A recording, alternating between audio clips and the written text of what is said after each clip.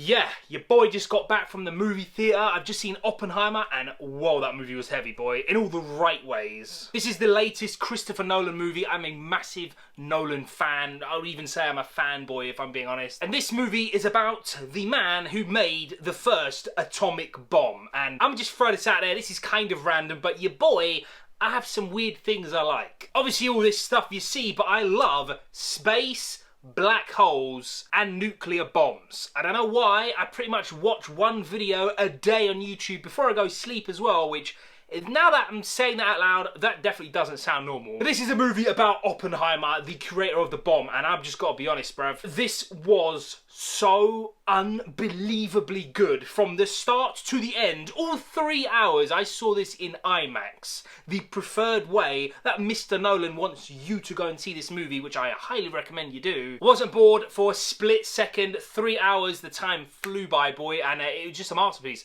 A masterpiece. The story is so unbelievably good. I knew a lot of this already because I'm, again, kind of obsessed with this stuff. I've watched so many like documentaries and videos about Oppenheimer and nuclear bombs, Hiroshima, Japan. I've seen a lot of stuff and I still loved this movie. It was absolutely unbelievable. The story, start to finish, cinematography, screenplay, everything, flawless. And now let's talk about the acting. First of all, there is so many people in this movie and like, you're not even going to understand just how many people in this movie. I'm talking about A-star, god-tier actors and actresses are in this movie, and some of them are on screen for like 10 seconds and you never see them again. That's how bad everyone needs and wants to work with Christopher Nolan. But starting with Cillian Murphy, this is Oscar nominated, boy. Like, he needs to win that thing. I don't care at all about the Oscars, but my man needs to win some sort of award. As Robert Oppenheimer, he is so unbelievably amazing. Just the acting he does with his eyes, because you got to think like,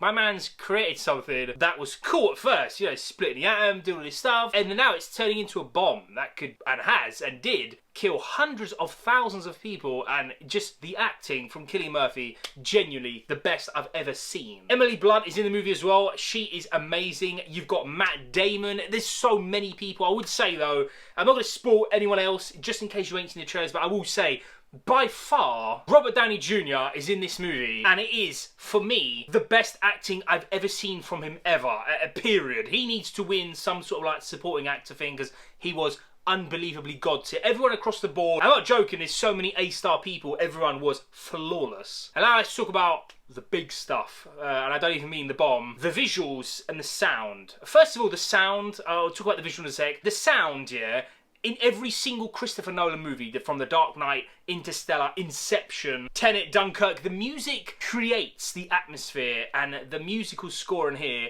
is probably one of the best from Christopher Nolan, period. Again, I saw this in IMAX, and there's a lot of scenes, I'm not just talking about the bomb scene, there's a lot of scenes where Oppenheimer's looking at something, and it's reminding him of something else, and the sound's unbelievable. I mean, they cranked that to 100% in my movie theatre, and I gotta give praise.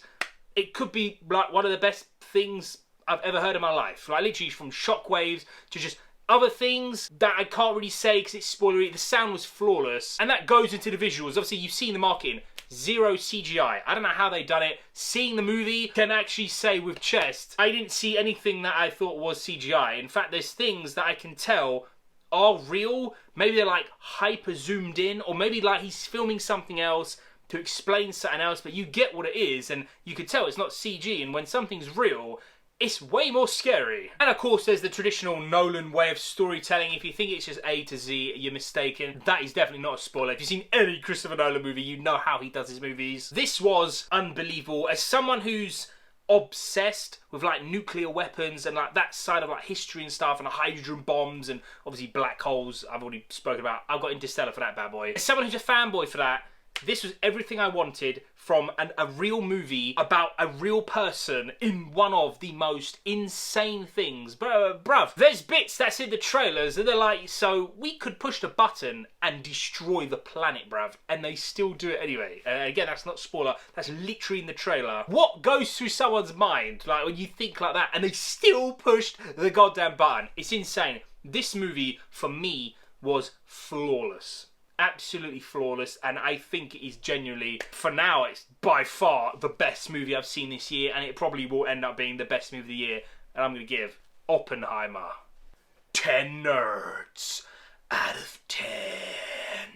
flawless, unbelievable, and Nolan needs all the praises. Just everything from behind the scenes. He filmed everything on IMAX. It's like 1,000 million miles long. The actual bloody reel of it.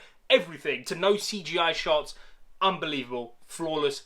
God tier 10 out of 10. Tell me your score, or if you've seen it, down below. Tomorrow, I'm doing a madness task. I'm giving you guys and girls my top 10 favourite Christopher Nolan movies. I'm really looking forward to hearing you guys and girls' opinions on that list. Stay tuned. Thanks for watching. Take care. Peace.